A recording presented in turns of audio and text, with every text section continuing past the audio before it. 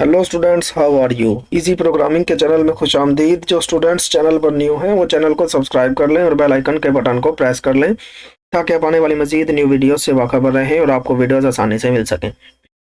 आज का हमारा टॉपिक है built in logical functions in MATLAB. MATLAB में जो हमारे पास बिल्ट इन लॉजिकल फंक्शंस होते हैं वो कौन कौन से होते हैं। फंक्शन के लिए हमारे पास नाम होता है और उसके बाद पैरामीटर होते हैं। तो पहले हम वो देख लेते हैं, वो बिल्ट इन फंक्शन देख लेते हैं जिनके लिए सिर्फ हमें दो स्केलर चाहिए होते हैं, दो स्केलर। तो इसके लिए हमारे पास जैसे एंड हो गया, और हो गया और नॉट हो गया। एंड और नॉट और एक्सोर होता है हमारे पास। एंड क्या करता है, एंड हमें रिटर्न करता है वन, ट्रू जब रिटर्न करेगा जब दोनों आंसर हमारे पास क्या होते हैं, ट्रू होते हैं। तो 3 एंड 4 को 5 का जब मैं एंड लगाता हूँ तो इसका आंसर 1 आएगा। ठीक है, क्योंकि ये हमारे पास दोनों ट्रू हैं। ट्रू कौन से होते हैं, जो नॉन जीरो नंबर होते हैं वो ट्रू ही होते हैं। और मैं अगर करता हूँ 0,4 तो इसका आंसर 0 आएगा, क्योंकि एक मेरे पास क्या है, फॉल्स आंसर है। इसीलिए मेरे पास होता है और का ऑपरेटर, और लगाएंगे और मेरे एक भी ट्रू हो जाए यानी कि एक भी नॉन जीरो हो जाए तो मुझे आंसर क्या मिलेगा, आंसर मुझे ट्रू मिलेगा। तो आंसर ट्रू मिलेगा। अगर दोनों जीरो हैं तो मुझे ये क्या करेगा, दोनों जीरो हैं तो इसका आंसर 0 आने वाला है। दोनों जीरो हैं तो इसका आंसर 0 आएगा।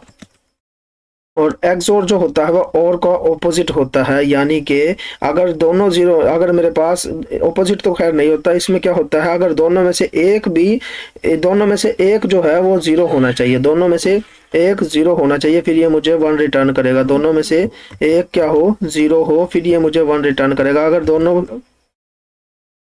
दोनों ट्रू हैं तो ये मुझे ट्रू रिटर्न कर फॉल्स रिटर्न करेगा। अगर दोनों ट्रू हैं तो ये मुझे फॉल्स रिटर्न करेगा। दोनों ट्रू हैं तो ये मुझे फॉल्स रिटर्न करेगा, यानी कि दोनों अगर मेरे पास एक जैसे वेरिएबल हैं, जैसे मैं एक और ले लेता हूँ एक्सोर, जिसमें मैं दोनों को नॉन जीरो रखता हूँ, दोनों को नॉन जीरो रखता हूँ तो भी ये 0 रिटर्न करेगा।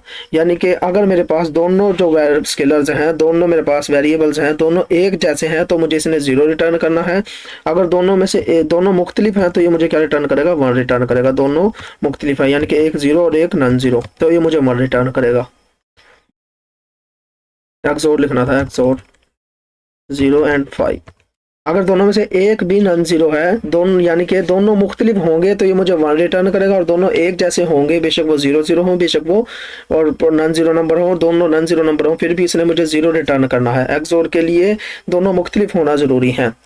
और के लिए क्या है, दोनों में से एक भी नॉन जीरो है तो ये 1 रिटर्न करेगा। और एंड के लिए दोनों का एक जैसा, दोनों का नॉन जीरो होना चाहिए, फिर वो ट्रू रिटर्न करता है। इसके बाद नोट तो हमें पता है वो 1 होगा तो 0 कर देगा, यानी कि नॉन जीरो होगा तो उसको 0 कर देगा, और अगर 0 होगा तो उसको 1 कर देगा। नोट क्या करेगा, इसको एक, इसके लिए एक ही पैरामीटर चाहिए तो 2 को अब ये 0 कर देगा, 0 रिटर्न करेगा। और अगर मैं देता हूँ नोट ऑफ 1 करता हूँ, नोट ऑफ 0 करता हूँ तो ये रिटर्न कर देगा 1, तो ये 1 रिटर्न कर देगा। ठीक है, यानी कि अगर नॉन जीरो नंबर होगा तो उसका आंसर क्या आएगा, 0 आएगा, फॉल्स आएगा। और अगर 0 नंबर होगा तो उसका आंसर क्या आएगा, ट्रू आएगा। नोट उसको रिटर्न का आंसर चेंज कर देगा।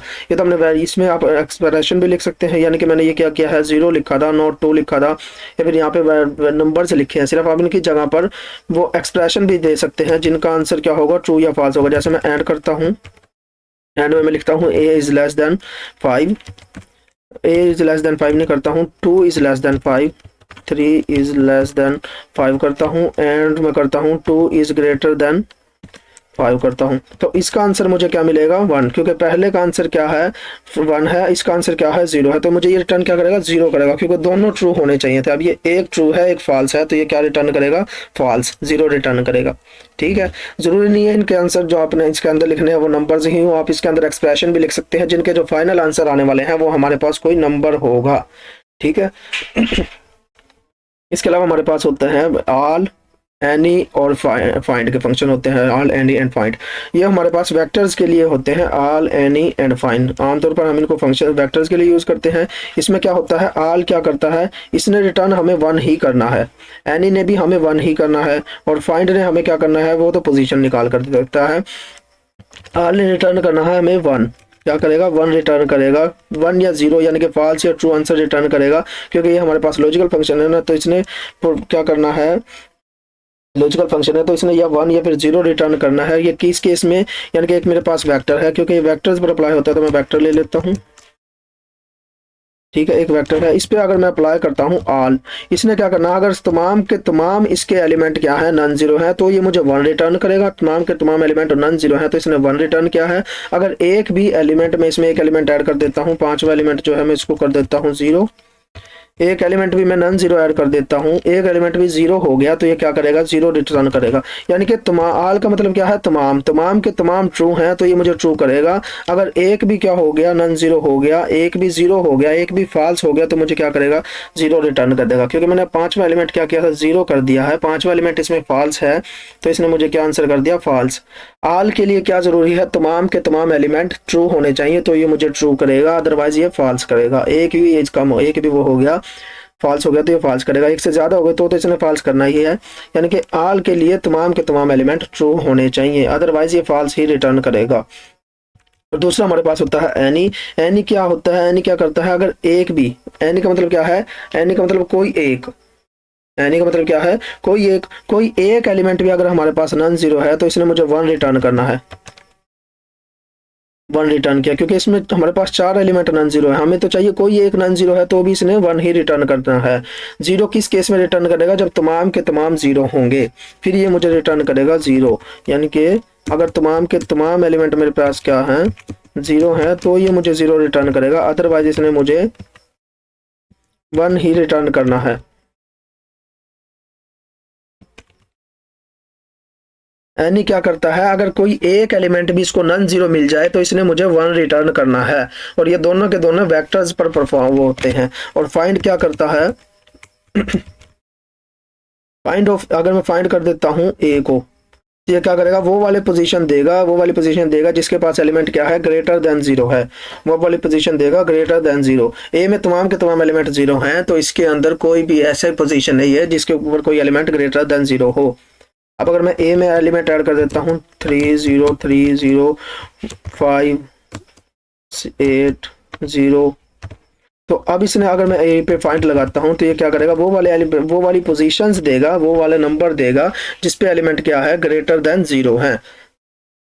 किसी भी एलिमेंट में मैं फाइंड का ऑपरेटर लगाता हूँ, फाइंड का फंक्शन लगाता हूँ तो ये क्या करेगा, वो वाली पोजीशंस देगा जिसमें एलिमेंट नॉन जीरो है। तो ये 3 पहला एलिमेंट है, 1 आ गया, तीसरा एलिमेंट है 3 आ गया, पांचवा एलिमेंट है 5 आ गया, छठा एलिमेंट है 8 आ गया, छठा एलिमेंट जो है 6 आ गया। ठीक है, यानी कि वो वाली पोजीशन देगा जिस पे एलिमेंट क्या है, नॉन जीरो है। तो ये वेक्टर्स पर अप्लाई होते हैं।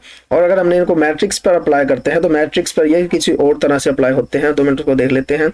लेकिन आपने ये बात ज़हन में रख लो, आल क्या करता है, तमाम के तमाम एलिमेंट अगर इसमें क्या है, 1 है, ट्रू है, तो ये 1 रिटर्न करेगा, अदरवाइज फॉल्स। और एनी क्या करता है, कोई एक भी अगर हमारे पास ट्रू है तो ये ट्रू रिटर्न करेगा, अदरवाइज फॉल्स। और फाइंड क्या करता है, ये हमें वो नंबर, वो पोजीशन ढूंढ कर देता है जिसके ऊपर एलिमेंट क्या होते हैं, ग्रेटर देन जीरो होते हैं। अगर हम फाइंड ऐसे कर देते हैं, find A is less than 4 कर देता हूं मैं, तो ये वो वाले एलिमेंट, वो वाली इंडेक्सेस देगा जिस पे एलिमेंट 4 से कम है, जिस पे एलिमेंट क्या है, 4 से कम है।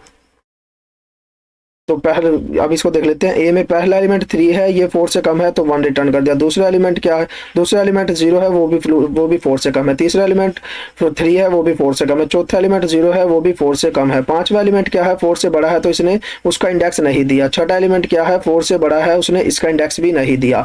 सातवां एलिमेंट क्या है, 4 से छोटा है तो उसने इसका इंडेक्स दे दिया। फाइंड क्या करता है, एक तो यह करता है ग्रेटर देन 0 है तो उनके इंडेक्स देगा, और अगर हम कोई कंडीशन स्पेसिफाई कर देते हैं, इसी तरह मैं फाइंड कर देता था, find A is greater than 4, तो अब इसने कौन कौन सी पोजीशन दे दी है, वो वाली जिन पर क्या है, ये ए जो है ग्रेटर देन 4 है, तो वो कौन कौन सी पोजीशन पर है, 5वीं और 6ठी पोजीशन पर है।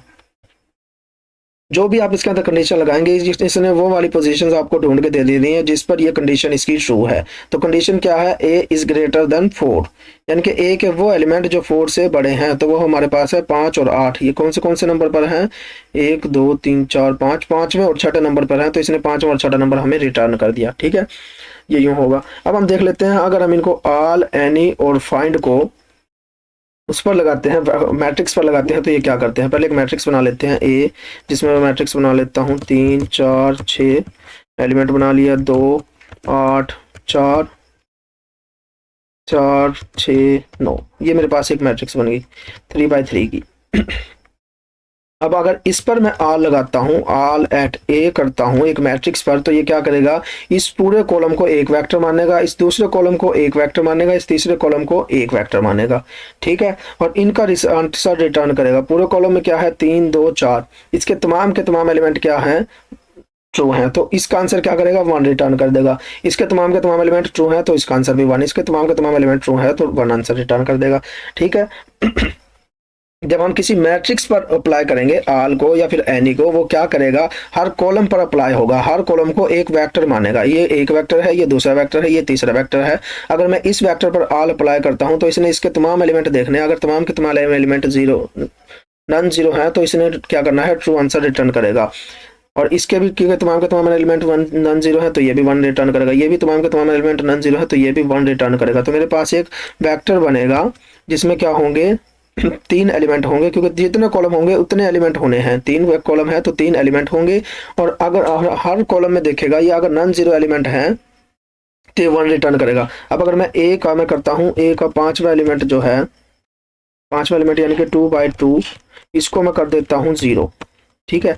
तो 0 करने से मेरे पास मैट्रिक्स कैसी बनेगी, ये मेरे पास एक मैट्रिक्स बनी है, यानी कि पहले कॉलम नन जीरो, दूसरा कॉलम 1 0 है, तीसरा कॉलम नन जीरो है। तो अब ये क्या करेगा, मुझे आंसर रिटर्न करेगा all of a, all of a मुझे आंसर रिटर्न करेगा, जिसके अंदर क्या होने वाला है, पहला 1 होगा, दूसरा 0, तीसरा 1, पहला 1 दूसरा 0 तीसरा 1। पहला 1 क्यों है, क्योंकि पहले कॉलम में तमाम एलिमेंट नन जीरो हैं, और दूसरे एलिमेंट में तमाम एलिमेंट नन जीरो नहीं है, क्योंकि एक एलिमेंट 0 है तो इसका आंसर 0 होगा। तमाम नन जीरो होते तो इसने 0 रिटर्न नहीं करना था, अगर एक भी 0 हो गया तो इसने 0 रिटर्न कर देना है ऑल ने, ठीक है। ये कॉलम्स पर अप्लाई होता है, इसी तरह एनी भी कॉलम्स पर अप्लाई होगा।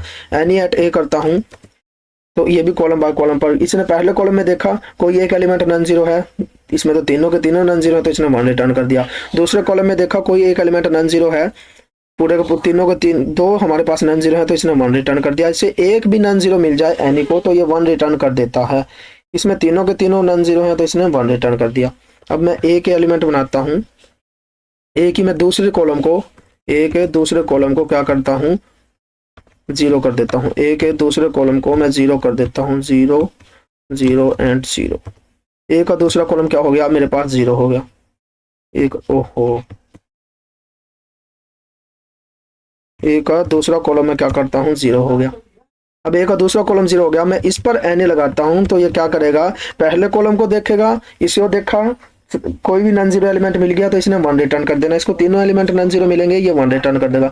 दूसरे रो को देख, दूसरे कॉलम को देखेगा, दूसरे कॉलम में इसको सारे के सारे 0 एलिमेंट मिले हैं, कोई भी नन जीरो एलिमेंट नहीं मिला तो ये इसके लिए 0 रिटर्न करेगा।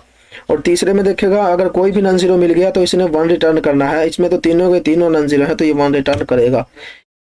तो 0 इसने ये क्यों दरमियान वाले में 0 क्यों रिटर्न किया है, क्योंकि इसको कोई भी नन जीरो एलिमेंट नहीं मिला, अगर एक भी नन जीरो एलिमेंट मिल जाता तो ये 0 इसको आंसर रिटर्न करना था।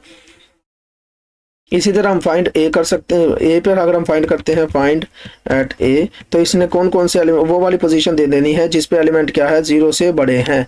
तो इसमें रिटर्न कैसे करेगा आंसर, इसने रिटर्न करनी है कॉलम बाय कॉलम वाली इंडेक्सिंग की, ठीक है। कॉलम बाय कॉलम वाली इंडेक्सिंग में अगर हमारे पास मैट्रिक्स है तो आमतौर पर मैट्रिक्स का बताने जाता है, लेकिन मैट्रिक्स का अगर इसमें बताते हैं तो मैं बताते ही नहीं है ज़्यादातर तो, लेकिन अगर बताना लगे तो आपने ये कहना है ये क्या करेगा, इसकी वो वाली पोजीशन से देगा जो क्या है ग्रेटर देन 0 है। और पोजीशन कैसे देगा, कॉलम से, हर कॉलम से वो देखेगा, कॉलम को नंबर करेगा, पहले कॉलम के एलिमेंट को पहला, दूसरे कॉलम को दूसरा, पहले कॉलम के पहले एलिमेंट को पहला, दूसरे एलिमेंट को दूसरा, तीसरे एलिमेंट को तीसरा, इसी तरह बाद में फिर इसको चौथा, इसको पांचवा, इसको छठा, इसको सातवां, इसको आठवां, इसको नौवां, कॉलम बाय कॉलम इंडेक्सिंग करेगा। अब इसके एलिमेंट बताएगा ये कौन कौन से एलिमेंट ग्रेटर देन 0 है। तो हम देख सकते हैं पहला, दूसरा, तीसरा, और इसके बाद चौथा, पांचवा, छठा जो है वो 0 है तो ये इसकी पोजीशन नहीं देगा। इसके बाद सातवां, आठवां, नौवां, सातवां, आठवां, नौवां ये नन 0 है तो इनकी पोजीशन देगा, ठीक है। हमें वो एलिमेंट चाहिए थे ना जिनकी पोजीशन, वो वाली पोजीशन चाहिए थी जिनके एलिमेंट 0 नहीं है। तो इसने ए में देखा, ए में को, अब इसने जब मैट्रिक्स पर अप्लाई होना है तो मैट्रिक्स में अप्लाई होने के बाद इसने कॉलम बाय कॉलम वाली इंडेक्सिंग यूज करनी है, ठीक है। तो पहला एलिमेंट इसका क्या है, नन 0 है, इसने 1 रिटर्न कर दिया। दूसरा एलिमेंट नन 0 है, 1 रिटर्न कर दिया। तीसरा एलिमेंट ये 4 है, ये नन 0 है, इसने 3 रिटर्न कर दिया। लेकिन चौथा एलिमेंट 0 है तो इसने इसका क्या किया है, कुछ भी रिटर्न नहीं किया। इतने इंडेक्स उसके रिटर्न करने थे जो ग्रेटर देन 0 है, 0 नहीं है, यानी कि ग्रेटर देन 0 नहीं, जो नॉन 0 है। नेगेटिव में आंसर होता तो इसने उसका इंडेक्स भी दे देना था। और अगर मैं करता हूँ find a is greater than 4, a is greater than 4, अब इसने वो वाले इंडेक्सेस देने हैं जिस पर a क्या है, ग्रेटर देन 4 है। तो हम देख सकते हैं a में कौन कौन से पोजीशन पर a ग्रेटर देन 4 है, less than 3, less than 3, less than 4, equal to 4, तो हमें ये तो नहीं ना चाहिए, ग्रेटर देन 4 चाहिए, ये भी लेस देन 4 है, 6 लेस ग्रेटर देन 4 है, तो ये कौन सी पोजीशन पर है, 7वें पोजीशन पर। ये क्या 4 इक्वल टू 4 है, ये भी रिटर्न नहीं करेगा, इसका पोजीशन भी रिटर्न नहीं करेगा। और 9 ग्रेटर देन 4 है, यानी कि सिर्फ हमारे पास 2 एलिमेंट हैं जो ग्रेटर देन 4 हैं, वो कौन कौन से नंबर पर है, 7 and 9 number, 7th and 9th position पर है। तो इसका आंसर हमें क्या मिलेगा, 7 एंड 9, ये 7 और ये 9 मुझे इसने रिटर्न कर दिया। ठीक हो गया। जब भी आपने आल को या फिर इन एनी को आल या फिर एनी को किसी मैट्रिक्स पर लगाना है तो वो क्या करेगा, हर कॉलम को एक वेक्टर मानेगा और वेक्टर पर जो काम करता है वो हर उस कॉलम पर काम करके मुझे आंसर रिटर्न कर देगा। ठीक है। और जब फाइंड को लगाते हैं तो फाइंड क्या करेगा, column by column indexing use करता है। ठीक है। हर एलिमेंट वो वाला एलिमेंट दे देगा जो क्या होगा, उस कंडीशन को सेटिस्फाई करता होगा। ठीक होगा। उसकी पोजीशन कैसे देगा, कॉलम बाय कॉलम इंडेक्सिंग के जरिए।